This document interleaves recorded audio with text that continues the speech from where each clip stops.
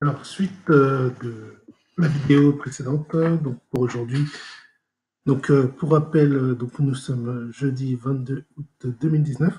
Donc tout à l'heure, je vais parler des corrélations, etc. Maintenant, ce qu'on va voir, donc c'est au niveau du proscreener, donc les valeurs que donc j'ai retirées. Donc le proscreener, voilà ce qu'il donnait pour donc la clôture d'hier, donc pour l'ouverture d'aujourd'hui, à l'ouverture de la journée d'aujourd'hui sur les cryptos. Voilà ce qu'il donnait au niveau des cryptos. Donc le BCH, XCF, voilà, toutes celles qui sont dans le critère 1, celle d'aujourd'hui. En critère 2, celle d'hier avant-hier. Et en 5, celle d'il y a 4 jours.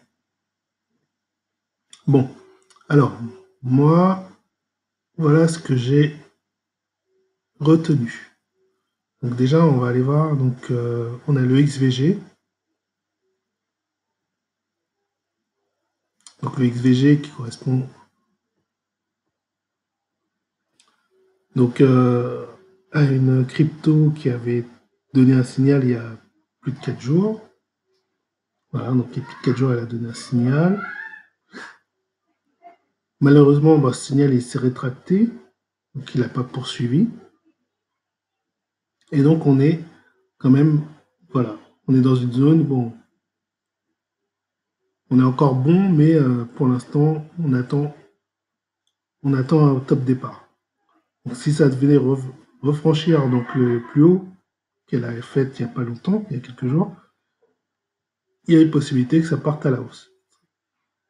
Alors cependant, avant de poursuivre sur d'autres cryptos, etc., je me suis posé une question, je me suis dit, enfin, je posé une question, je me suis, enfin, plutôt que j'ai pensé à quelque chose, c'est que par rapport à la corrélation qu'on a vue tout à l'heure, enfin la dominance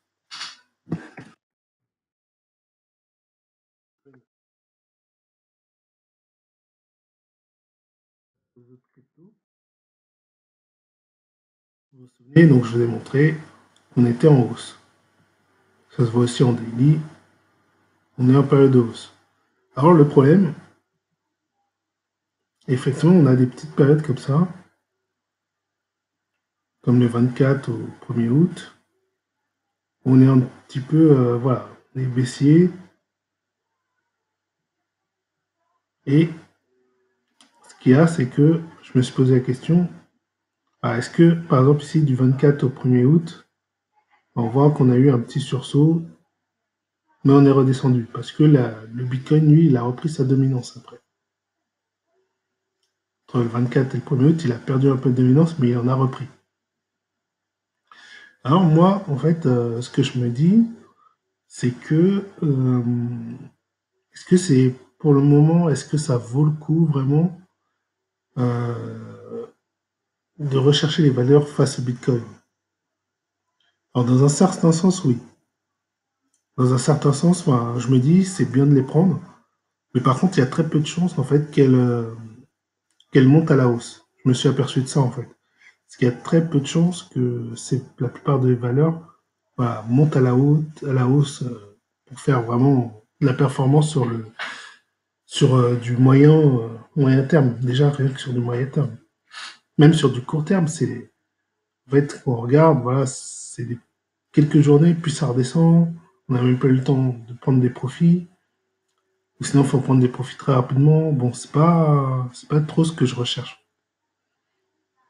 Et en fait, je me perçois que c'est dû à la corrélation du Bitcoin en ce moment qui est en train de grimper.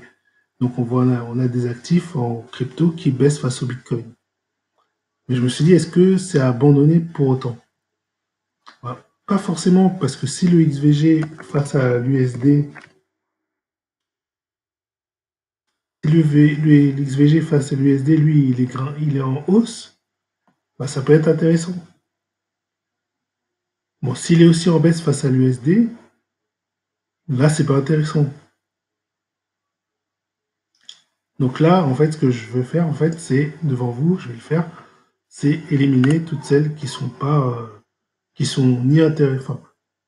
En fait, je vais prendre toutes celles que j'ai sélectionnées ici sont intéressantes face au BTC, et elles sont en début, elles sont en attente de signal d'achat pour la plupart. Mais comme je sais que la corrélation est en train de grimper, il y a très forte chance que que la plupart des cryptos soient invalidés dans les jours qui viennent. Donc c'est finalement beaucoup d'attentes pour rien. Et je me suis dit, finalement, ce que je vais faire, bah, je vais sélectionner faire une première sélection face au BTC des cryptos, comme je l'ai fait. Et dans un deuxième temps, je vais vérifier parmi toutes ces cryptos, je vais voir celles qui, face à l'USD, sont intéressantes. Et je vais retenir au final que celles-ci. En fait, je vais appliquer deux filtres. Donc, chaque crypto, maintenant, là, devant vous, je vais les passer devant donc l'USD pour voir si elles sont valables. Donc là, pas valable, c'est en stagnation. Bah, c'est quand même, enfin, c'est pas valable. Oui et non, parce que c'est quand même, on voit que la courbe elle est quand même haussière. Enfin là, elle est stagnante pour le moment, mais c'est haussier quand même sur un autre horizon. Et pour l'instant, on est en dessous de la moyenne mobile et tout ça, donc au pire, j'aurai un signal qui se déclenchera certainement par pro real time au niveau euh, des, des crypto-monnaies face à l'euro ou face à l'USD. Par exemple, ici, je peux vous montrer, face à l'euro, on n'a que le TC. Et face à l'USD, normalement, on n'aurait que le TC, le HCR et le PAX. Bon, le PAX, on n'est pas dans notre liste. Le HRSR, je l'ai regardé face au Bitcoin, il n'était pas terrible, donc je ne l'ai pas retenu. Et face à l'euro, face au dollar, il n'est pas terrible non plus.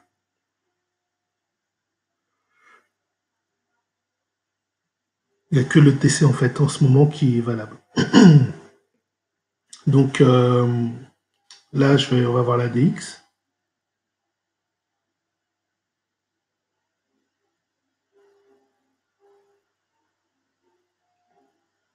Ouais, si je fais ça. Non, je vais annuler une modification si je fais comme ça. La DX face à l'USD. Bon, il n'est pas intéressant. Donc on va le nano, et en plus il est baissier de manière générale. Le nano aussi est baissier, il est en train de. Ouais, non, c'est pas terrible. On va me prendre la tête.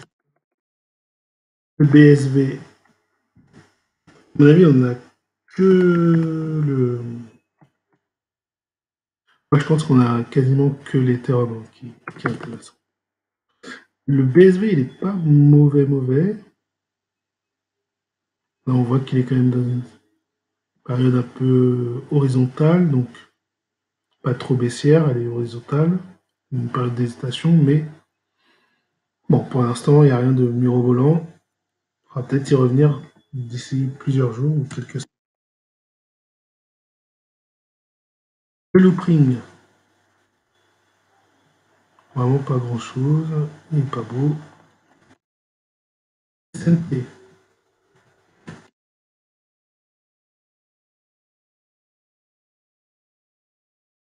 non plus. Le REP,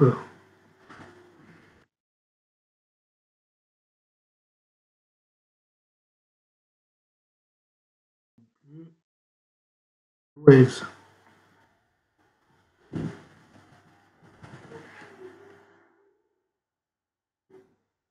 Le Wave, ah, pas mal. On a un petit signal. Si demain ça clôture, si ce soir ça clôture au-dessus de la moyenne mobile, on pourrait avoir quelque chose de pas mal. On pourrait avoir un début de quelque chose. Donc ça, je vais me le garder.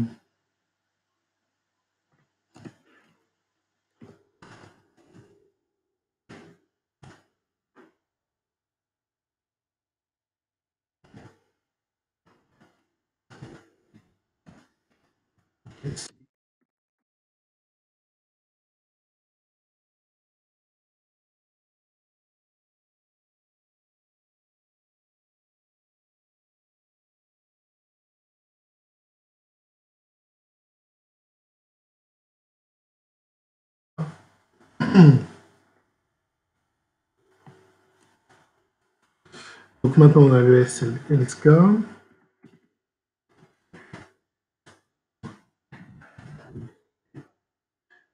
US, non, il n'est pas bon.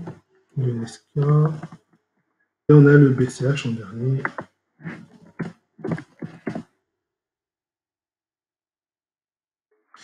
Le BCH, pour l'instant, bon, on va pas. Non, que non. Voilà, donc on a que le Waves et bien sûr le TC USD, bien sûr, qui a donné plus qu'un signal d'achat, un méga signal d'achat. Donc voilà. Donc pour moi, les valeurs à surveiller, donc il n'y a que le Waves BTC pour les cryptos à retenir face enfin, sur le court real time.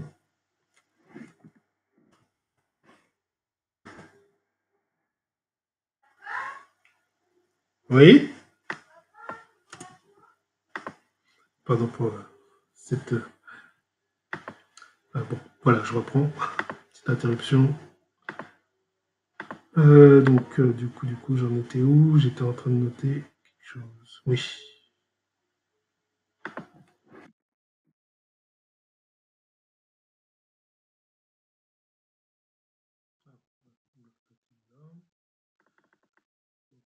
Et donc là, on est le 22.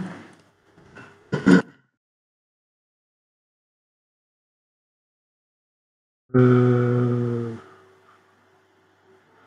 vais peut-être rester que sur un, parce que s'il faut que je regarde deux blocs-notes, je vais pas y arriver. Et je vais avoir des trous. Il y a des moments où je vais pas y penser. Donc je vais rester sur un bloc-notes. Voilà. Voilà. Donc fin de cette vidéo. On arrive à la fin. Donc on va surveiller ça. On va voir si effectivement cette stratégie-là est un peu plus prometteuse. Et je vous dis à bientôt. Ciao.